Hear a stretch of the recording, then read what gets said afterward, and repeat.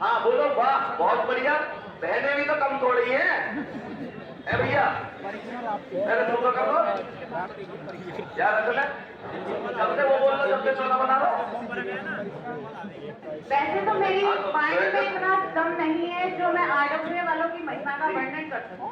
इन्होंने इतना कुछ किया है ना बच्चों के लिए, ना तो किसी ने कुछ किया है, ना ही मुझे लगता है कि कोई भविष्य में कर पाएगा। इतना कुछ किया है और वो भी बिल्कुल फ्री में। मैं नहीं मानती कि कोई कर पाएगा इतना। मैं बिल्कुल 0 बटे सन्नाटा थी, मुझे कुछ नहीं आता था। मेरे पापा ने भी पढ़ने के लिए बिल्कुल मना कर दिया था।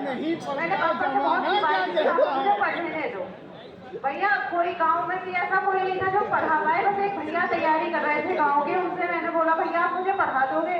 उन्होंने बोला ठीक है। वो यूपी पुलिस की तैयारी कर रहे थे। उन्होंने बोला ठीक है पढ़ा दूंगा। पर मैंने पापा से बोला, पापा ने कहा बेटा नहीं, मैं नहीं जाने दूंगा, अकेली लड़की को मैं नहीं जाने दूंगा ऐसे पढ़ने के लिए। गाँव की सोच रहती है घटिया, सभी की सोच रहती है। तो फिर मैंने पापा से कोशिश की। पापा ने कहा ठीक है बेटा चली जा पढ़ने। मैं चली गई उनके पास। उन्होंने मुझे बहुत अच्छे से पढ़ाया और वो खुद यूपी पुलिस में सेलेक्ट हो गए।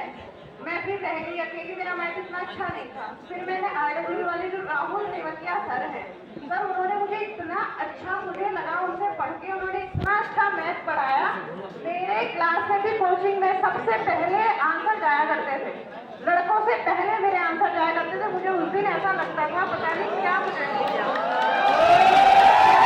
पूरी कोचिंग में हर कोई बोलता था कि अगर आएगा आंसर तो शगुन का आएगा। सबसे पहले मेरा ही आंसर। एक बार बताइए आरडब्ल्यूए के बारे में सबसे पहले आपको कैसे पता चला?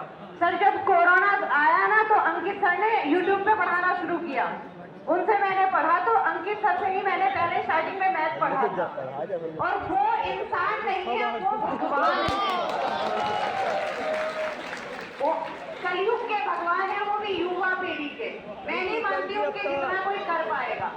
इतना अच्छा पढ़ाते हैं वो, बस पूछो मत। और राहुल सेवकिया सर का कुछ कहना ही नहीं है। और आप लोगों तो रीजनिंग के भगवान हैं।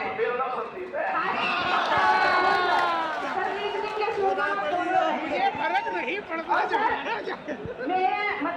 मैं पढ़ने के लिए तैयार होगी, जब आया फिजिकल का नंबर। पापा ने मुझे रोड पे जाने के लिए बिल्कुल मना किया कि बेटा नहीं, तू स्टेडियम में तैयारी कर ले या कहीं भी। मेरे मम्मी पापा अकेले रहते हैं, वो थोड़ा बीमार भी रहते हैं। मैं नहीं पापा मैं आपको छोड़ के नहीं जाऊंगी स्टेडियम में, मुझे तो यही गाँव में तैयारी करनी है। पापा ने कहा नहीं बेटा ऐसा नहीं करना। फिर मेरा छोटा सा आंगन है घर का, मैं उसी में रेस लगाती थी।